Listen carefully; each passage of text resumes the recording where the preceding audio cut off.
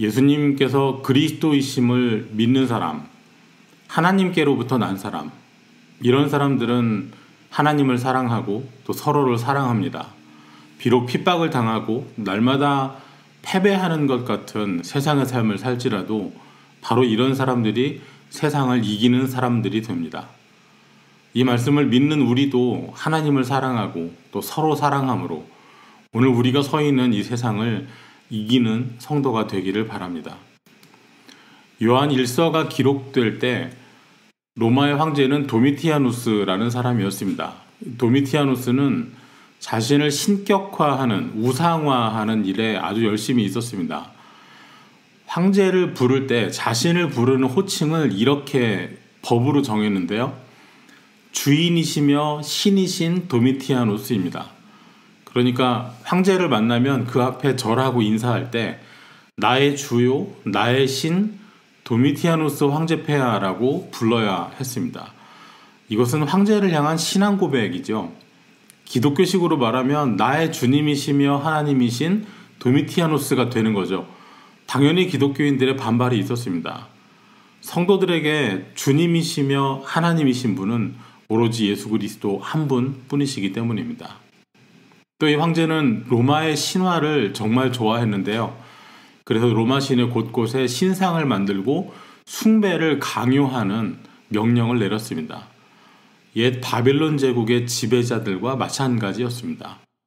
로마에 사는 기독교인들 그리고 유대인들도 당연히 이 우상숭배 명령을 거절했고 황제는 이것을 통치에 대한 불복종으로 간주했습니다. 이 때문에 황제의 복수가 가해졌죠.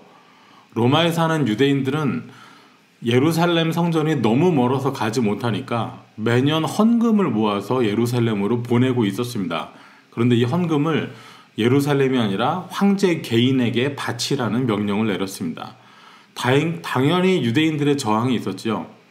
황제는 헌금을 자신에게 바치지 않는 유대인들과 주와 하나님이라는 호칭 사용하기를 거부하는 기독교인들을 함께 박해하기 시작했습니다. 기독교인들 때문에 로마의 신들이 진노했다. 로마 군단이 어딘가에서 전투에 패하거나 아니면 나라의 경제가 나빠지면 그 원인을 믿음의 사람들에게 돌렸습니다. 복음이 빠르게 전파되고 곳곳에 교회가 세워지고 있었지만 이 도미티아누스 황제 시대에 확산이 멈추게 됩니다. 성도들은 두려움에 쌓이게 됐고 신앙적으로도 큰 위기에 놓였습니다. 요한 1서는 이러한 잔혹한 박해 가운데 믿음의 힘을 잃어가는 성도들을 위해 쓰여졌습니다. 박해 가운데서 실패와 좌절, 낙심을 만난 성도들에게 확신을 주는 말씀들이 요한 1서에 가득합니다.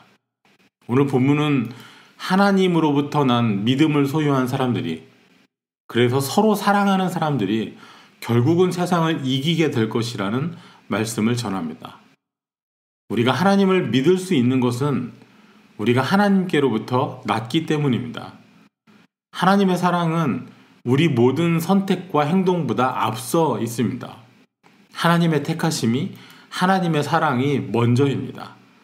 하나님께서는 그 아들 예수 그리스도로 말미암아 우리를 자녀요 성도가 되게 하십니다. 성도는 하나님을 사랑하고 나처럼 하나님으로부터 난 또 다른 성도들을 사랑합니다. 우리를 사랑하신 하나님께서는 우리가 서로 사랑하기를 원하십니다. 우리의 사랑은 순종의 결과로 나타납니다.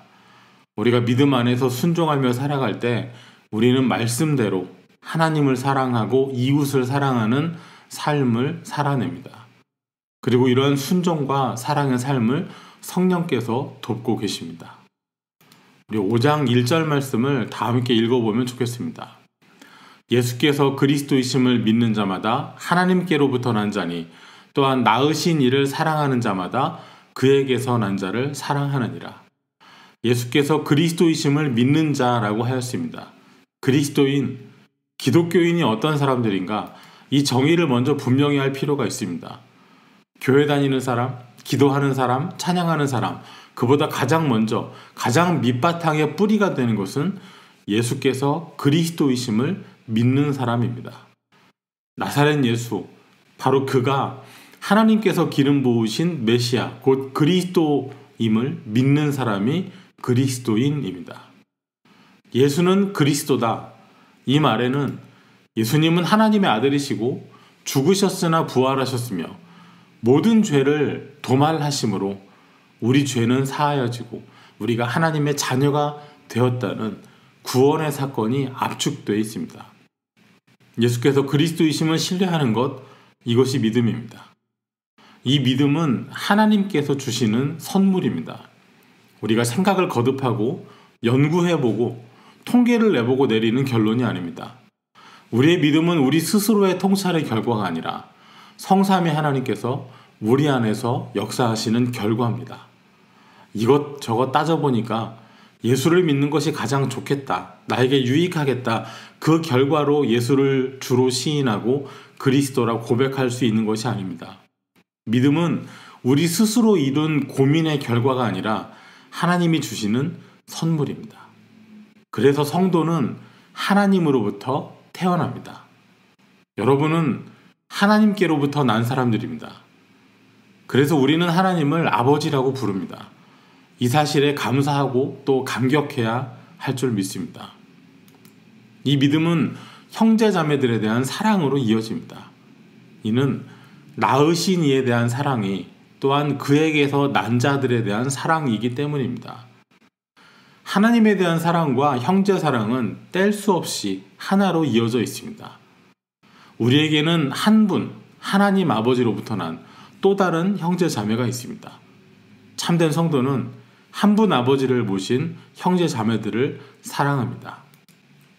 그러면 우리가 형제 자매를 사랑한다는 증거는 무엇일까요? 무엇으로 보여줄 수 있을까요?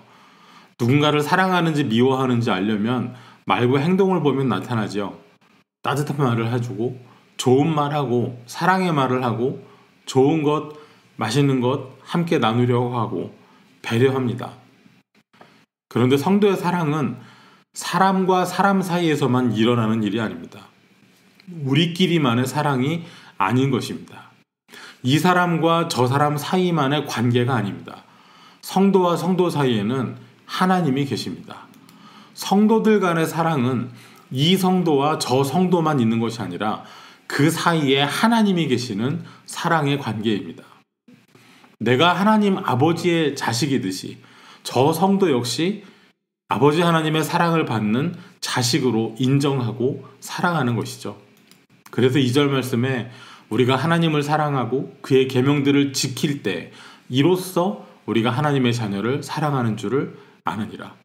이 말씀은 우리의 사랑과 교제가 어떤 모습이어야 하는지 본질을 알려줍니다. 우리가 하나님의 자녀들을 사랑하는지 알 수 있는 증거는 우리가 하나님을 사랑하고 하나님의 계명들을 지키는 것입니다. 그래서 예수님께서는 하나님을 사랑하고 이웃을 사랑하라 하셨고 또 서로 사랑하라 하셨습니다. 그렇다면 하나님을 사랑한다는 것은 무엇일까요?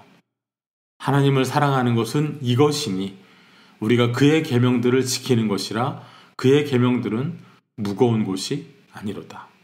하나님을 사랑하는 사람은 하나님의 말씀 듣기를 좋아하고 하나님의 뜻대로 사는 것을 좋아합니다. 하나님을 사랑하는 사람에게는 그 말씀이 성가시지 않습니다. 부담스럽지가 않습니다. 주님께서는 내 멍에는 쉽고 내 짐은 가볍다고 하셨지요. 유대인들, 특히 바리새인들에게 율법은 크고 무섭고 무거운 것이었습니다. 그러나 그리스도께서 주신 멍에는 쉽고 가벼운 것이라 하십니다. 하나님께서는 그의 자녀들을 사랑하셨고 말씀을 기뻐하며 준행하는 능력을 주십니다.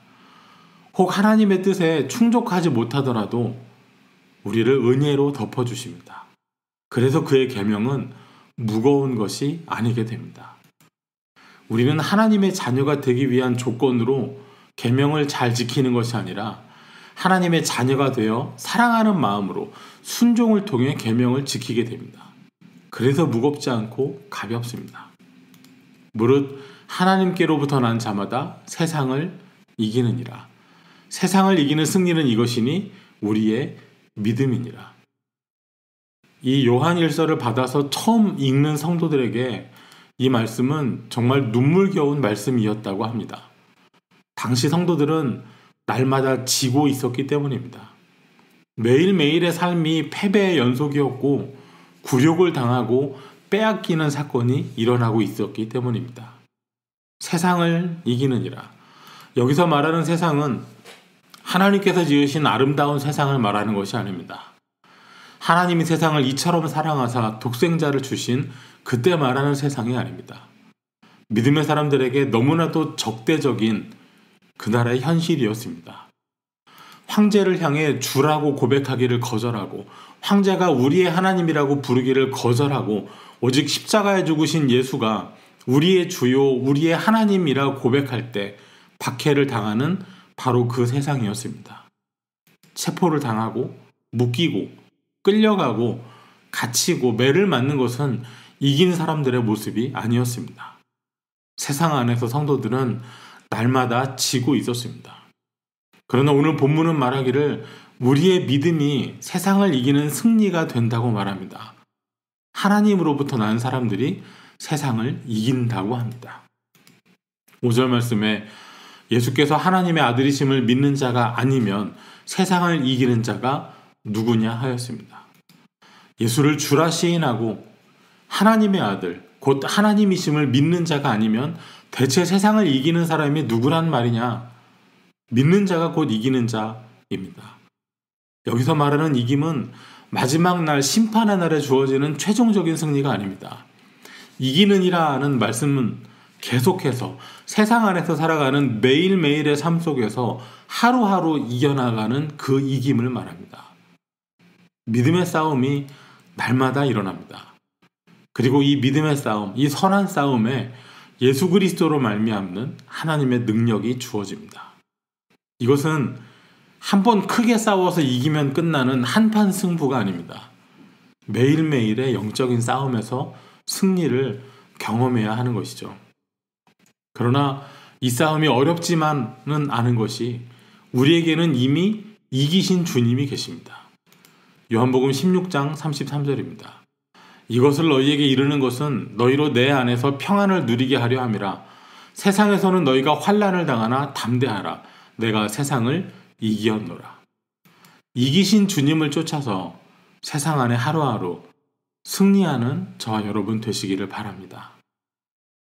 도미티아누스 황제의 박해는 의도적이고 체계적으로 일어난 첫 번째 박해로 전해집니다. 이미 네로 황제 때에도 박해가 있었지요. 바울을 비롯해서 여러 순교자가 있었습니다. 그러나 그때는 로마에 불을 지른 네로가 시민들의 비난을 모면하기 위해서 기독교인들이 불을 질렀다고 거짓 소문을 퍼뜨리면서 우발적으로 박해가 시작된 것이었습니다.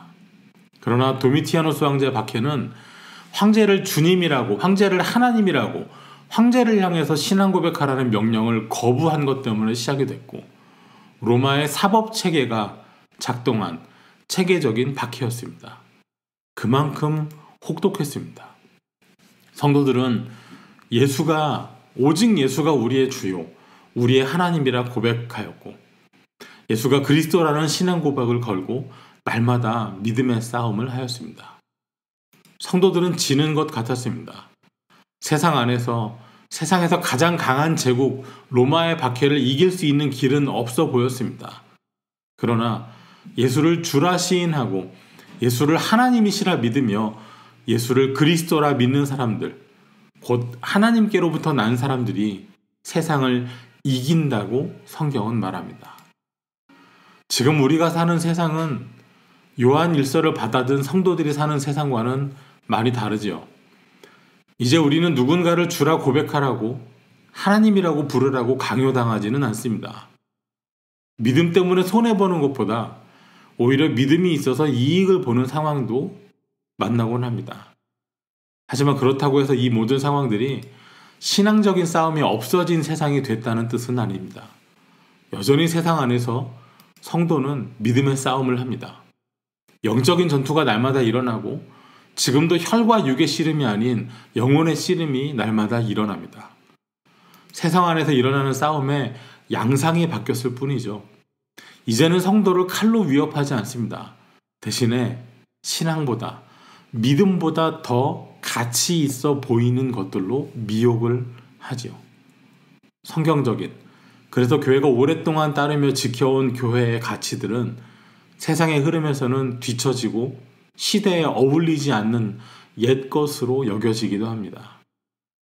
이럴 때 더욱 선명하게 우리가 가다듬어야 하는 것은 우리가 하나님께로부터 난 사람들이라는 정체성일 것입니다. 우리 신앙의 영적인 주소가 어디 있는가 하는 것이죠. 우리는 하나님께로부터 났습니다. 여러분은 하나님께로부터 태어났습니다. 하나님이 우리의 아버지이십니다. 우리는 예수께서 그리스도이심을 믿습니다. 그래서 서로 형제이고 자매이고 구원받은 은혜 속에서 서로를 사랑합니다. 본문에 따르면 하나님께로부터 난 자가 누구입니까? 예수께서 그리스도이심을 믿는 사람입니다. 교회 오래 다닌 사람, 무언가 많이 하는 사람, 무슨 신령한 체험을 한 사람, 그런 사람이 하나님께로부터 난 사람이 아닙니다.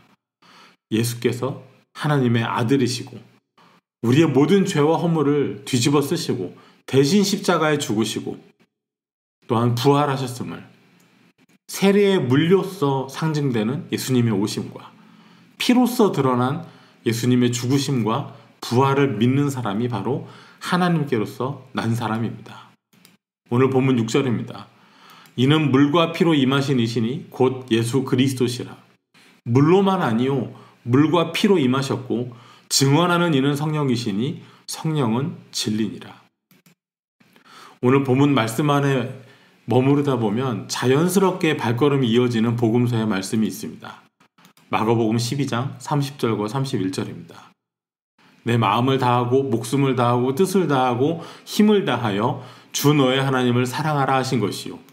둘째는 이것이니 내 이웃을 내 자신과 같이 사랑하라 하신 것이라. 이보다 더 큰 계명이 없느니라. 예수님께서 온 율법과 선지자의 강령이니라 하신 말씀입니다. 구약의 역사 속에서 공통적으로 드러나는 것이 무엇입니까? 하나님은 사랑하십니다. 그러나 이스라엘은 하나님을 사랑하지 않습니다. 하나님은 서로 먼저 사랑하라 하십니다. 그러나 이스라엘은 서로 사랑하지 않았습니다. 하나님을 사랑하라고, 이웃을 사랑하라고 하신 말씀 순종하지 않았습니다. 왜 이스라엘 사람들이 가나안에서 하나님의 명령을 따르지 않습니까? 가나안이라는 세상 속에서 승리자가 되려면 하나님 말씀 따르는 것이 아니라 가나안의 신들을 믿어야 승리자가 될 것으로 여겼기 때문입니다. 가나안에서는 농사를 지으니까 비가 잘 오게 해주고 열매 많이 맺게 해준다고 하는 그 가나안의 우상들을 믿어야 크고 성장하고 승리하는 삶을 살 수 있다고 여겼습니다.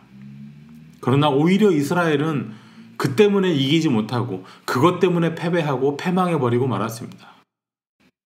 그리고 모든 것의 회복을 하나님의 아들 예수 그리스도께서 십자가에서 이루셨습니다. 이제 초대교회 박해 가운데, 세상 가운데 놓여있는 성도들을 향해서 예수를 주라 시인하고 믿는 자, 하나님을 사랑하는 자, 그래서 하나님의 말씀을 따라서 이웃을, 형제를 사랑하는 자가 세상을 이긴다고 말씀이 주어집니다. 오늘 세상 가운데 오늘의 삶 속에서 이 말씀대로 이기는 여러분이 되시기를 진심으로 축원합니다. 하나님을 사랑하시기 바랍니다. 이와 같이 어려운 때에 더욱 깊이 하나님을 사랑하시기 바랍니다. 하나님을 사랑함으로 하나님의 말씀도 사랑하시기를 바랍니다. 하나님을 안다고 말은 하지만 그분의 말씀을 지키지 않는 사람은 거짓말하는 사람이라고 하였습니다. 그 속에 진리가 없는 사람이라 하였습니다. 빛 가운데 있다고 말은 하면서도 그 형제를 미워한다면 아직도 그 사람은 어둠 속에 있는 사람이라 하였습니다. 형제를 사랑하지 않는 사람은 하나님께 속한 사람이 아니라고 하였습니다. 오늘 말씀을 순종하려고 할 때 우리가 서로 어떻게 사랑하면 좋을까요? 베드로전서 4장 8절입니다. 무엇보다도 뜨겁게 서로 사랑할지니 사랑은 허다한 죄를 덮느니라. 덮어주세요. 사랑에 대한 정의는 많이 있습니다.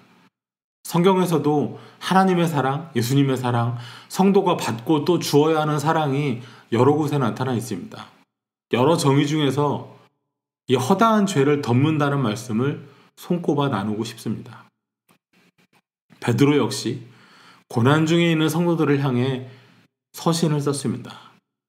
고난 중의 성도들을 향해서, 아픔을 겪고 핍박당하는 성도들을 향해서 다른 무엇보다도 뜨겁게 서로 사랑하라 하였습니다. 사랑은 허다한 수많은 죄를 덮습니다. 사랑은 덮는다라는 말씀의 뿌리는 창세기 9장으로 이어집니다.